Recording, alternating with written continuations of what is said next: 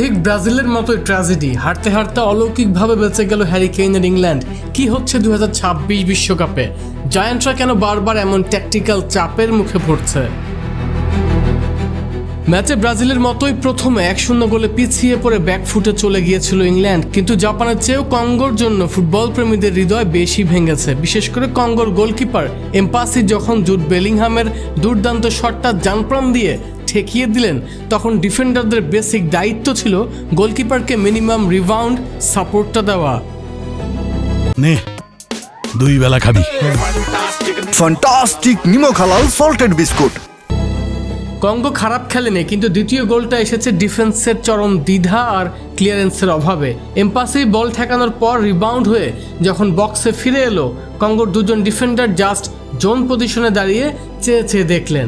আর একটু তৎপর হলে তারা ইংলিশ ফরওয়ার্ডকে অন্তত বডি চার্জ করতে পারতেন।